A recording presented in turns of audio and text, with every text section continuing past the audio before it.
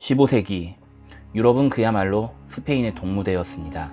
카를로스 5세가 신성 로마 제국을 상속받고 지금까지 누려본 적 없었던 크기의 땅까지 스페인의 차지가 되었습니다.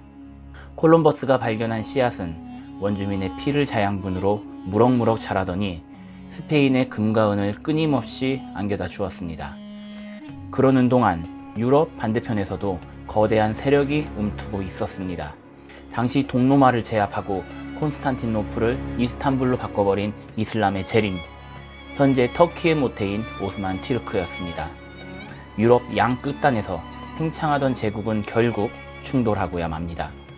유럽이 다시 이슬람 왕국에게 지배되지 않기 위해 이겨야만 했던 싸움, 레판토 해전 시작합니다.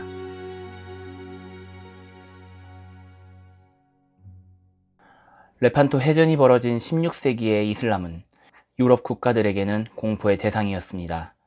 비록 둘로 나뉘었지만 천년의 로마 제국을 제압하고 계속 유럽으로 밀고 들어오는 오스만 제국을 보고 있으면 실패에 그친 십자군 원정이 떠올랐습니다. 그 십자군 전쟁에서 승리한 오스만 제국은 동로마를 포함하여 이집트까지 점령하더니 잠시였지만 오스트리아까지 진군합니다.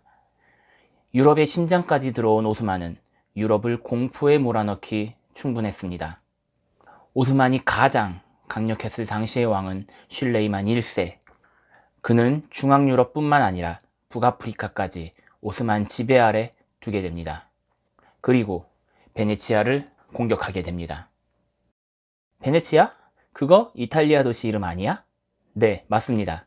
지금이야 베네치아가 이탈리아의 한 도시지만 당시 베네치아는 에게해의 여러 섬들을 복속하고 이탈리아를 점유한 상태였습니다.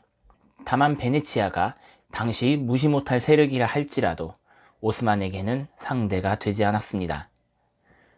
결국 베네치아 공화국은 이를 외교전으로 풀어갑니다.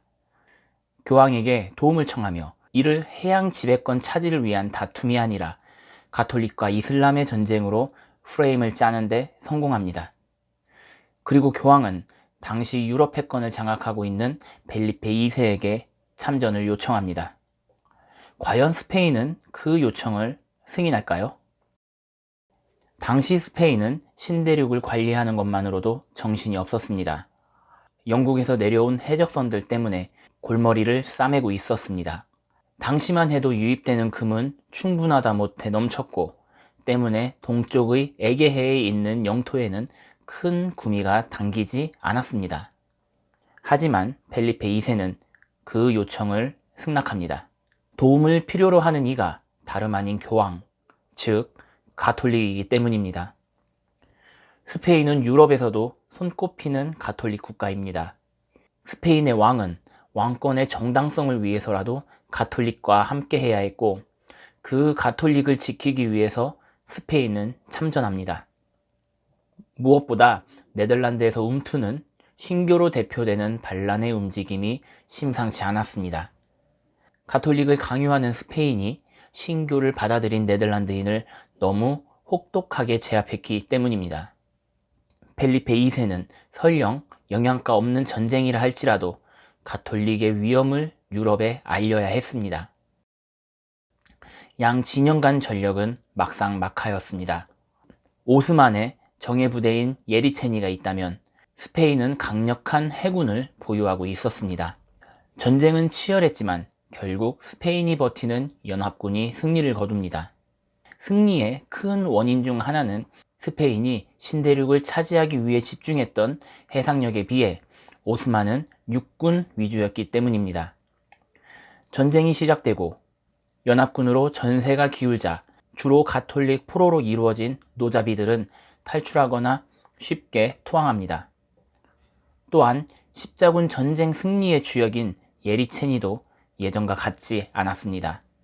죽음을 두려워하지 않았던 그들은 큰 승리 이후 정치에 나서거나 가정을 이루었습니다. 유럽을 벌벌 떨게 했던 과거의 예리체니는 더 이상 그곳에 없었습니다. 연합군은 오스만 군대에게 큰 피해를 입힙니다. 스페인을 무적 함대라고 부르기 시작했던 말은 이때부터 나오기 시작했는데 당시 몇 척의 범선이 굉장한 활약을 펼쳤기 때문입니다. 우리가 세계사를 뒤흔든 해전을 뽑을 때 살라미스, 칼레, 트라팔가르 해전을 꼽습니다. 이른바 세계 3대 해전이죠. 개인적으로 이 레판토 해전도 저 숫자에 포함되어야 한다고 생각합니다. 물론 저는 역사학자가 아니기 때문에 그저 제 생각이라는 점 미리 말씀드립니다.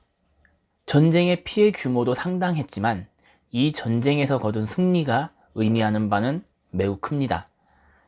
만약 연합군이 그 전투에서 밀리거나 패했다면 십자군 패배에 이어 쏟아져 나오는 이슬람 군대를 막지 못했을 수 있습니다. 만약 그렇게 된다면 지금 유럽의 일부분이 터키처럼 되었을 수도 있습니다. 분명 가톨릭은 힘을 잃었을 것이고 막 피기 시작한 신교, 즉 기독교도 뿌리 내리지 못했을 것입니다. 아이러니하게도 가톨릭이 전쟁을 승리로 이끌면서 기독교가 고개를 들기 시작합니다. 그리고 17년 뒤 칼레 해전에서 영국이 승리를 거두면서 기독교는 가톨릭을 위협하는 세력으로 거듭납니다. 어떻게 보셨나요?